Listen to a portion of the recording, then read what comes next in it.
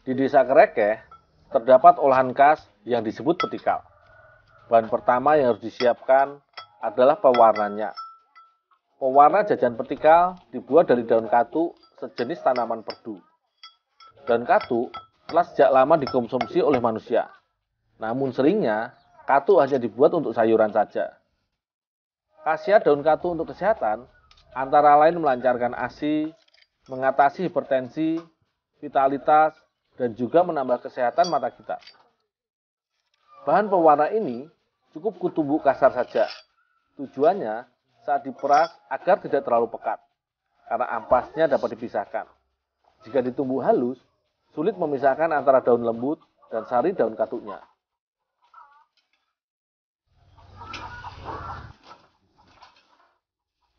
Bahan utama membuat petikal adalah beras ketan putih. Bahan ini harus diaron dahulu. Sedikit berbeda. Pengaronan dilakukan di dalam wajan dengan cara terus diaduk. Setelah dirasakan setengah matang, maka akan ditambahkan pewarna alami dari daun katuk.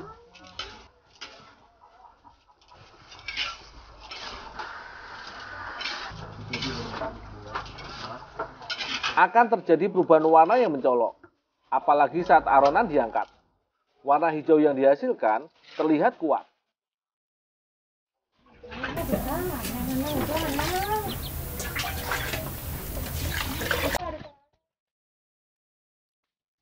Beras ketan hitam aku cuci sebentar. Dari segi bahan baku, usaha petikal ini memang masih dalam skala kecil.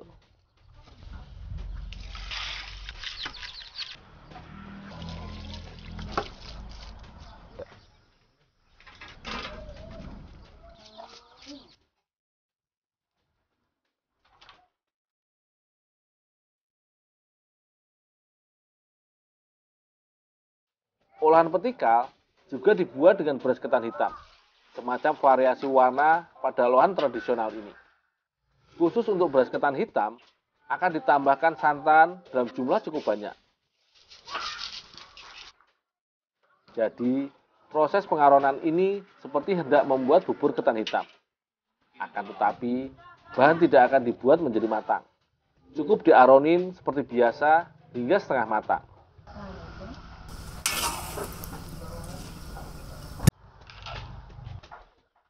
Waktu mengaron kira-kira setengah jam lamanya, barulah bahan dapat diangkat.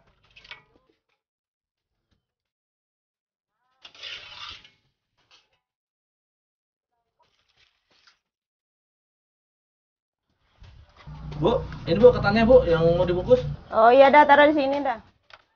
Kamu pergi bantu bikin janda berenang aja di sana. Oh iya bu. Olahan petikal dibungkus dengan daun janur kuning atau daun kelapa yang muda. Satu lembar daun janur kuning hanya cukup untuk membungkus satu porsi petikal saja. Cara membungkusnya cukup dengan menekuk janurnya. Kemudian kita tambahkan dengan aronan beras ketan ke antara tekukan tersebut.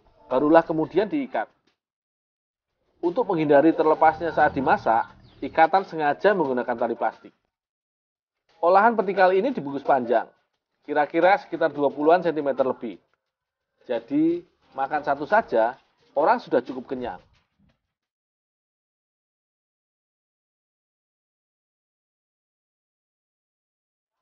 Memasak petikal cukup direbus. Namun, perebusan memang memakan waktu yang sangat lama. Kira-kira 1 jam lebih. Tergantung dengan besar api dari tungkunya. Olahan petikal ini, jika di Jawa, mirip dengan olahan lepet. Hanya saja, memang dari segi ukuran dan pewarna alaminya, petikal ini berbeda. Petikal sagar mudah kita jumpai di pasar-pasar tradisional di Sumbawa. Desa Kerekeh memiliki olahan khas lainnya, yakni yang namanya terdengar kurang lazim untuk olahan jajanan, yakni jana berenang. Bahannya antara lain kacang hijau yang dihaluskan.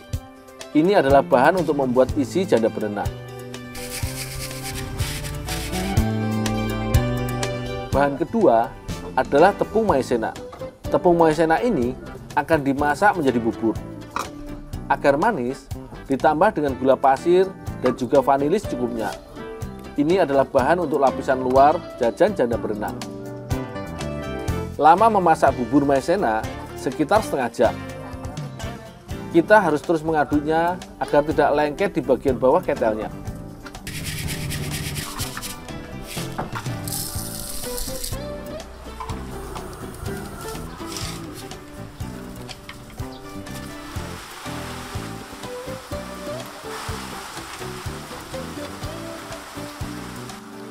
Proses pembuatan isi janda berenang sama dengan proses bubur maizena. Hanya saja, bubuk kacang hijau akan ditambah dengan gula merah saat diaduk. Jadi, isi janda berenang ini berubah warna menjadi kecoklatan.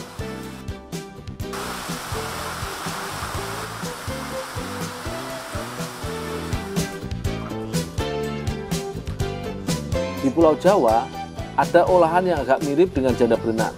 Namanya nagasari. Hanya dari bentuk bungkusan dan memasaknya saja berbeda. Nagasari dibungkus saat mentah baru dikukus. Kalau janda berenang ini justru dibungkus saat sudah matang. Jajanan pasar ini akan dijajakan di pasar-pasar tradisional saat pagi. Satu janda berenang harganya sekitar Rp2.000 saja. Sangat cocok untuk pencinta kuliner lembut yang manis.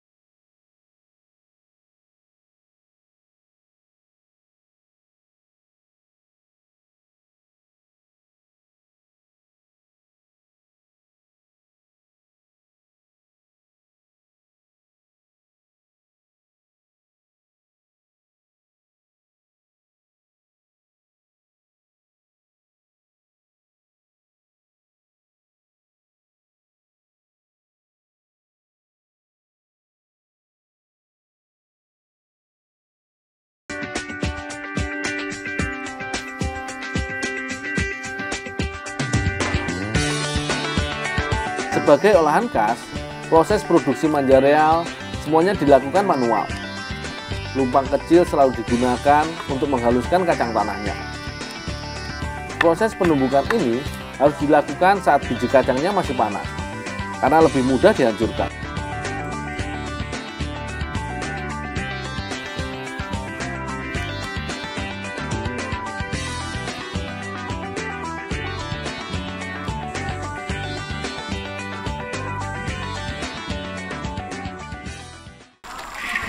Kacang tanah halus kemudian harus dibuat menjadi bubur. Ketika mulai dimasak, adonan ini akan ditambahkan gula pasir serta sedikit garam. Dengan penambahan gula dapat menjadi pengawet yang relatif aman. Selama dimasak, bahan manja real ini harus terus diaduk. Maksudnya agar adonan bagian bawah tidak hangus dan lengket. Jika sampai hangus, pengadukan akan semakin berat karena cenderung menempel dengan dasar wajannya. Lama memasak bubur kacang tanah ini sekitar setengah jam.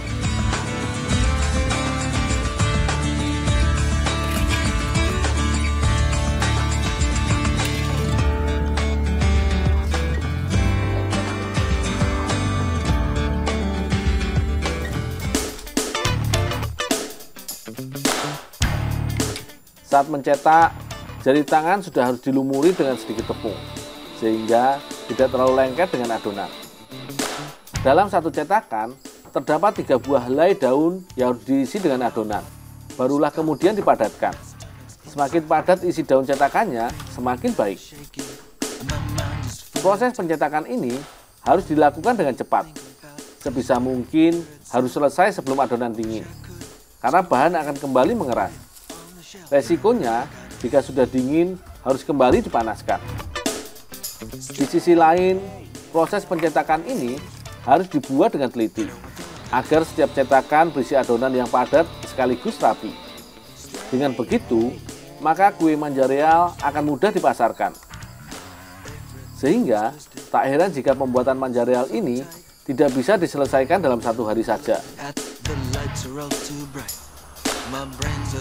Kue manja real ini seringnya dibuat saat hari-hari tertentu saja, misalnya hari Lebaran atau menjelang upacara tertentu.